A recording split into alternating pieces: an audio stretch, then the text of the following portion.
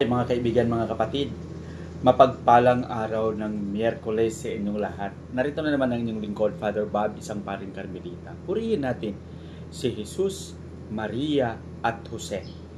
Ngayon ay nasa ika-14 na araw na tayo sa buwan ng Mayo, 2025. Ang ating ebanghelyo sa araw na ito ay ibabahagi sa atin ni San Juan, Kapitulo 15, versikulo 9 hanggang 17.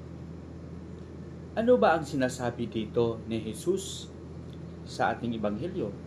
Ang sabi niya sa kanyang mga disipulo, "Nang minahal ako ng Ama, kayo rin ay minahal ko at nanatili kayo sa aking pag-ibig. Kung susundin niyo ang mga kautusan, manatili kayo sa aking pag-ibig, sa aking pagmamahal." Kung titingnan natin ng mabuti itong sinabi ni Jesus, tama nga. Kung mahal natin ng isang tao ay talagang manatili tayo sa kanya at tapat tayong sumunod sa kung ano ang gusto niyang ipagawa sa atin.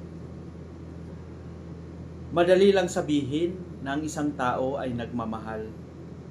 Ngunit ang napakabigat na tungkulin sa pagmamahal na ito ay napakahirap sundin. Sa panahong ngayon, gamit ang mga modernong teknolohiya, madali lang sabihin sa pamamagitan ng pag-chat or pag-text na mahal kita. Ngunit kung kaharap mo na yung taong nagsasabi ay parang nahihiya ka rin. Pero ang pagmamahal na ito, kung maipakita sa pamamagitan ng pagiging tapat sa pagsunod o sa tungkulin, halimbawa sa konteksto ng mag-asawa, ang pagiging tapat sa pagbibigay ng mga responsibilidad o tungkulin ng isang ama at ng ina sa kanyang mga anak at sa pamilya sa kabuuan.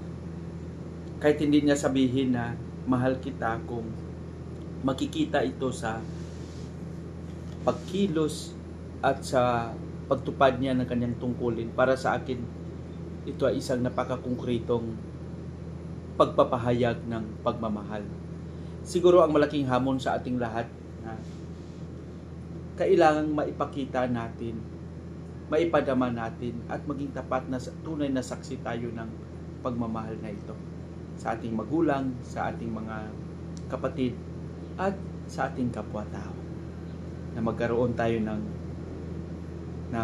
awa, ng pagpapahalaga at pakikinig. Ito ay isang ekspresyon na oo nga, mahal nga natin ang isa't isa. Amen.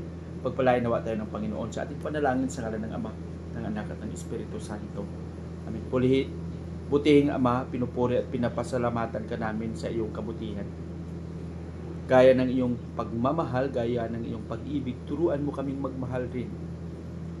Magmahal ng tapat na hindi naghihintay ng kapalit.